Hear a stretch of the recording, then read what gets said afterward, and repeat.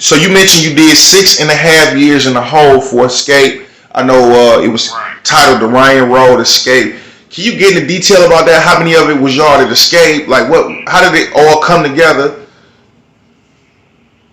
It was 10 guys that escaped, but out of the 10 guys, it was only three of us that basically was involved in planning it.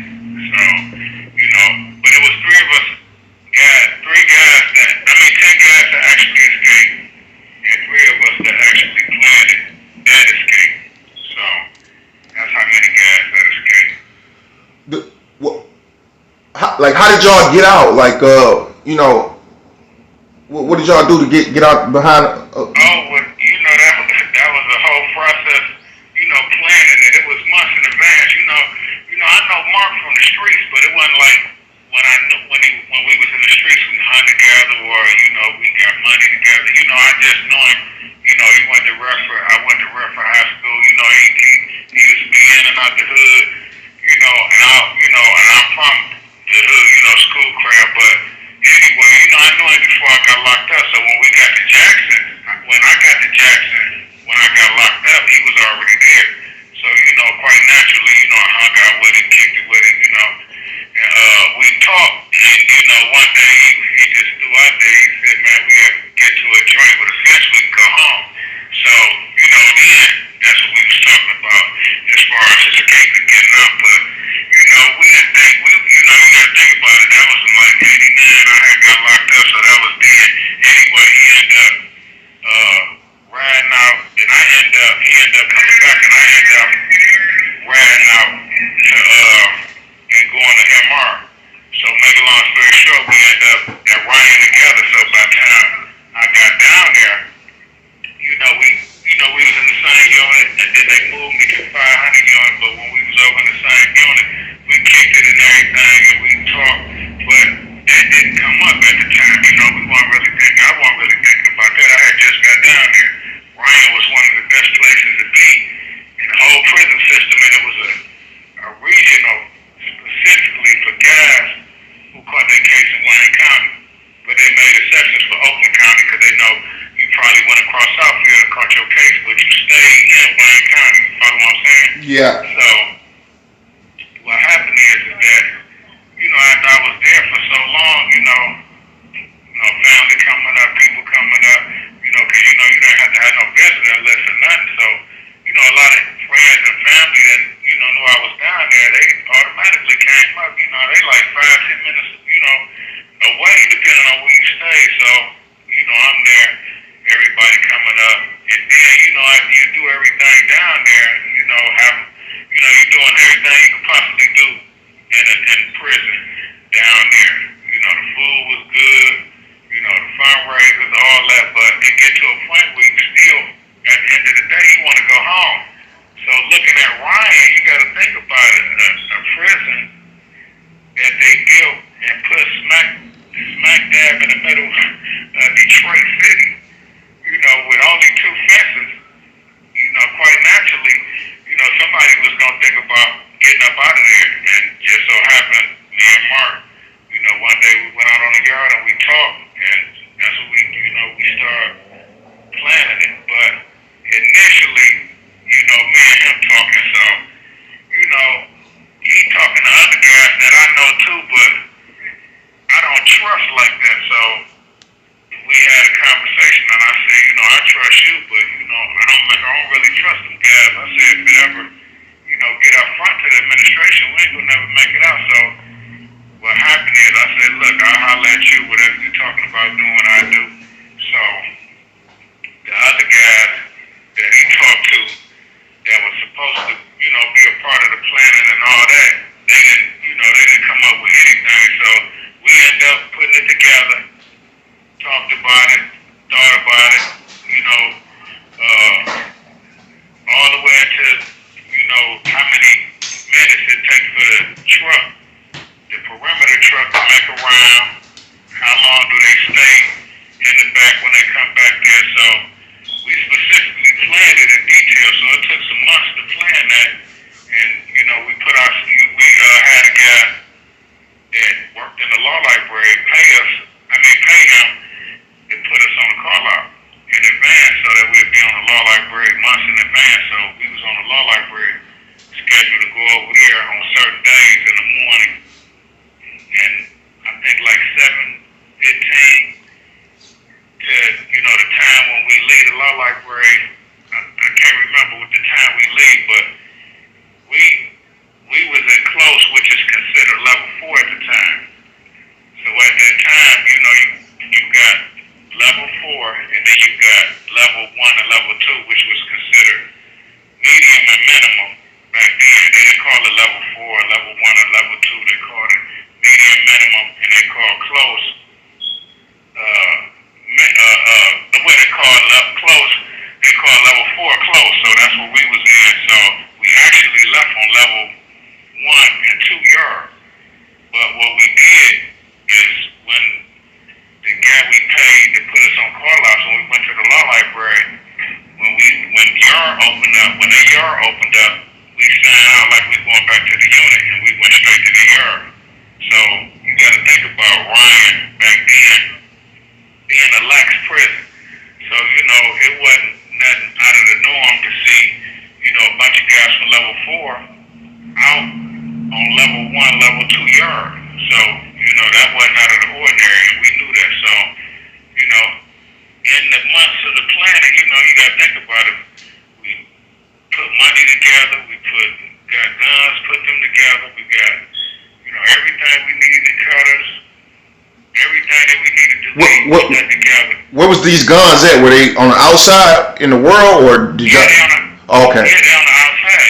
We having certain individuals on the outside get these guns and take them over to one individual house, which was my man's sister.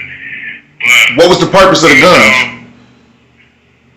The purpose of the guns is so we had guns in order to, when we leave, have the guns thrown over the fence. In case y'all had to shoot it out with the police, or what was it? Right, in case we had to shoot it out with the truck. The truck, the perimeter truck that make rounds, they had guns in the truck. Oh, they okay. They got guns in the lockbox that's in the truck. A shotgun and if I'm not mistaken, a revolver or whatever kind of gun they got now, but they got guns in that truck. Okay. So yeah, that was in case the truck come up to the fence during that time. But when we went out there, leading up to that time, we planned it, we had all that stuff put over to my man's sister's house.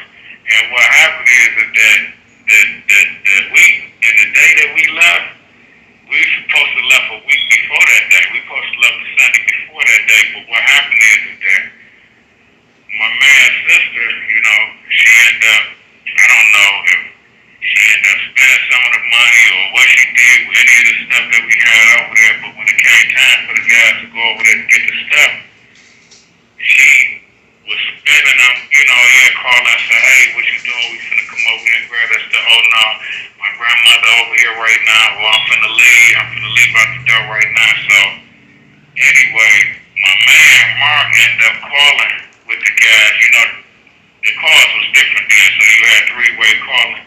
And you had unlimited time that you could be on the phone. So, without him saying that, the guy called her and was like, look, well, we finna, what you doing? She was like, no, well, we about to come get that stuff. So as soon as she started, using her spin tactics, Mark was like, look, hey, what's up?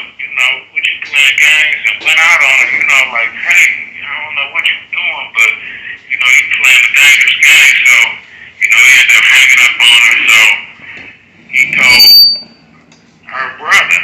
And her brother called back and was like, what's up? And she was like, I don't know, he went out on me, and basically explained that he was in the wrong. So me and Mark and my man, we had two different units at the time. So when they call Yard, I go out there. So when my man come out there, he like, hey man, I don't know what she up to, but I don't know if she did something with the stuff or whatever, but she playing games. So by the time my man come out there, cause he from my neighborhood too. When he get out there, we talk and he said, look man, this is what we gonna do.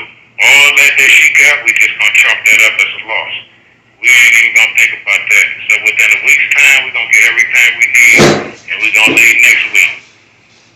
So within that period of time, I made calls, to have, certain people like my cousin and different other individuals who I mess with. Look, take this money over there, take this over there, get this. So within that time frame, we end up having the guys who came to get us go buy 2 pistol grip gauges, a box of shotgun shells, 30-inch bolt cutters, and had them bring it up. And on Sunday, which was brunch day, which was a perfect day because, that's a time when, most people go to church, a lot of businesses closed, it ain't that much traffic out there, so, had them come up that morning and, throw the stuff over the fence and end up, cutting a hole in the fence and leaving. Wow. Okay, so they cut the hole from the outside in the fence, huh? No. They do the stuff over, they do the 30-inch bolt cutters over the fence. They do a box of shotgun shells over the fence. And then do the 2 shotguns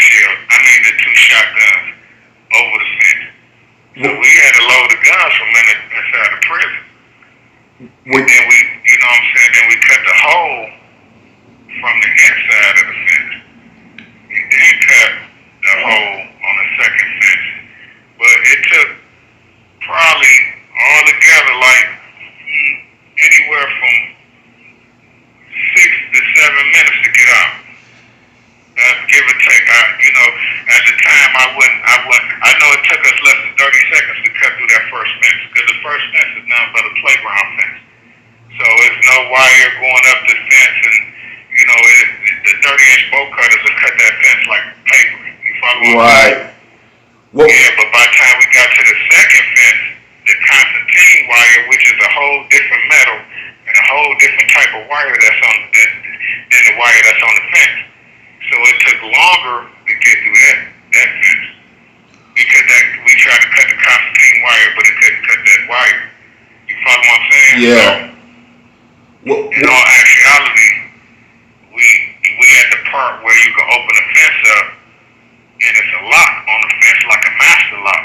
But the bolt cutters would not cut that lock. So by the time we tried to cut the lock, it would almost, the cutters was bending. So what we did, which they don't know the administration never, knew how the hole was created, is that we reached through the Constantine wire and went beyond that. You have 1 minute remaining. And cut the actual fence. So we cut the actual fence, not the wire. So after we cut the actual fence, we just cut more links on the actual fence than we cut on the first fence. And then the first individual that went through, he got cut up real bad, but we got layers and layers of clothes on. So it ripped. That Constantine wire is geared to hold whatever it grabs. So it's going to rip the layers, the first few layers of the clothes that you got on. So the first guy went through, it created the hole. And then the second guy, the hole became bigger. And then by the time the 10th guy went through, you got a hole that you looking right through. But the hole was created like that. That's the first guy, the second guy, all the way up to the 10th guy went through. Wow.